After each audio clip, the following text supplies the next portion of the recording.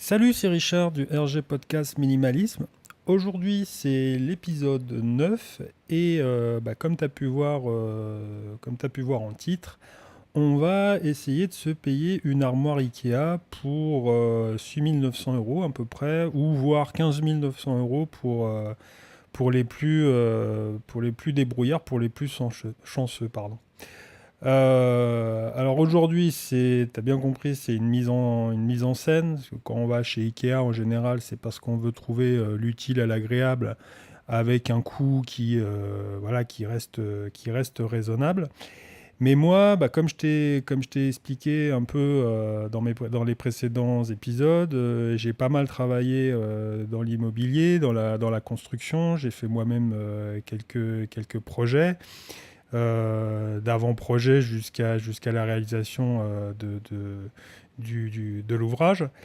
Et il m'est venu une idée concernant le minimalisme qui me paraît être quelque chose, une réflexion à avoir un peu plus utile, à savoir quand tu achètes un appartement, une maison ou que sais-je.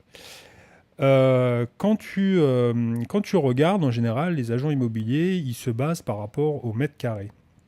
Et ils te disent, bon bah voilà, monsieur, vous êtes dans un quartier où forcément vous avez un peu plus de choses parce que c'est dû à l'environnement, il y a une école, des transports et autres. Bref, en fonction de la ville aussi, bien sûr, les mètres carrés augmentent. Si tu m'écoutes et que tu es sur Paris, en fonction des arrondissements, bah forcément ça change.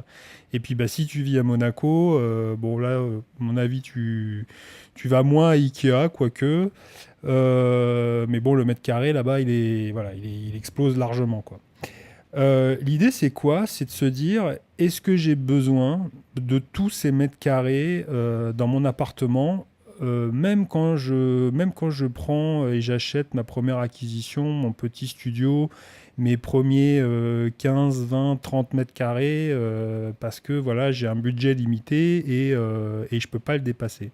Est-ce que je suis obligé d'avoir tous ces mètres carrés? Tous ces mètres carrés, à quoi réellement ils vont me servir tout au long de ma vie ou tout au long de la période que j'aurai dans lequel je vivrai voilà, les moments dans cet habitat.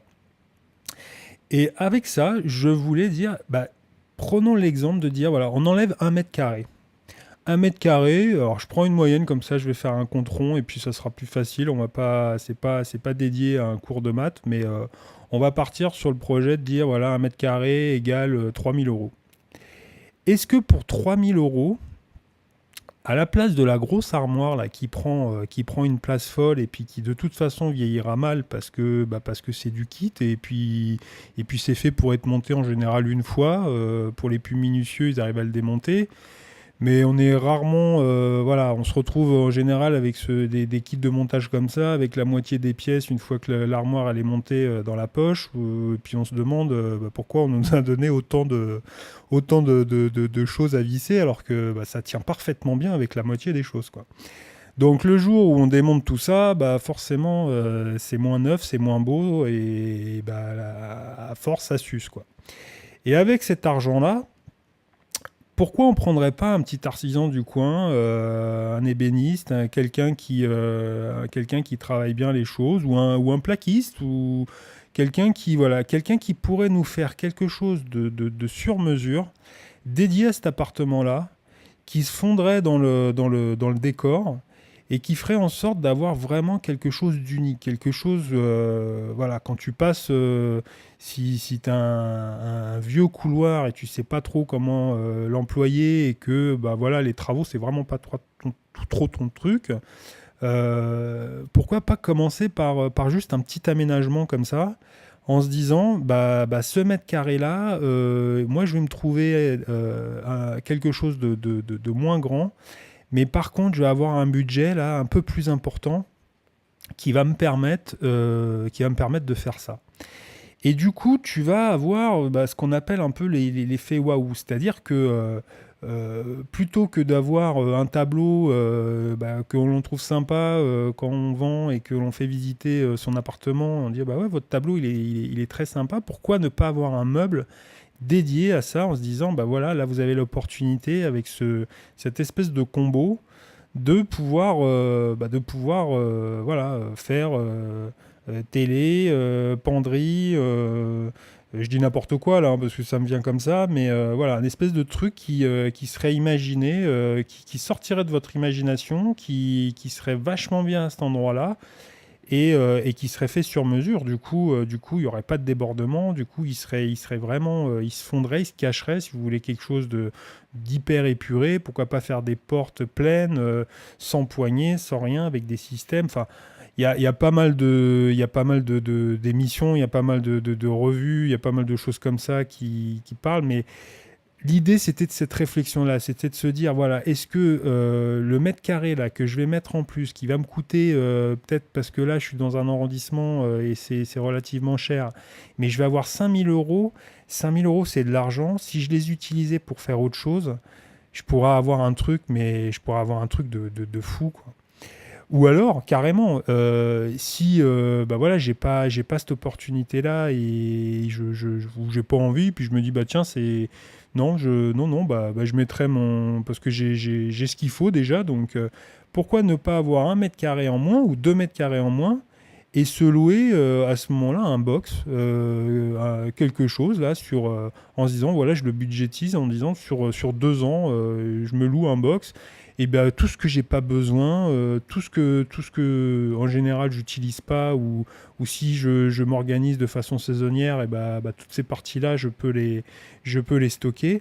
Pourquoi pas les stocker dans un box ou qui serait une place de parking qui pourrait être utile parce que j'ai besoin d'un vélo, j'ai besoin d'un deux roues ou pour plus grand, je vais y mettre ma voiture.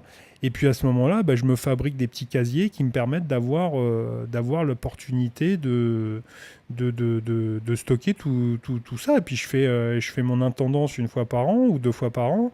Et puis j'intervertis les affaires si j'ai besoin, quoi.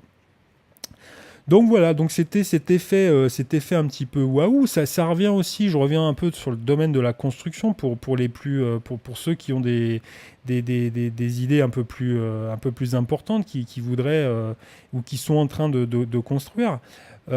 Si par exemple, je reviens sur l'idée du tableau, par exemple, c'est plutôt que de mettre un tableau, enfin, faut mettre des tableaux, faut mettre des choses, faut personnaliser son habitat, hein, il y a de ça.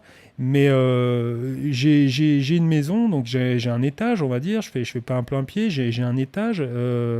L'escalier, pourquoi ne pas de focaliser son idée sur un escalier en mettant 2 matériaux plus nobles ensemble, de façon à avoir un bel escalier bien, bien visuel, bien orienté, qui est du cachet et qui meuble peut-être 80% de la pièce quand elle est vide parce qu'on voit plus que ça, quoi. Donc un bel escalier et un tableau.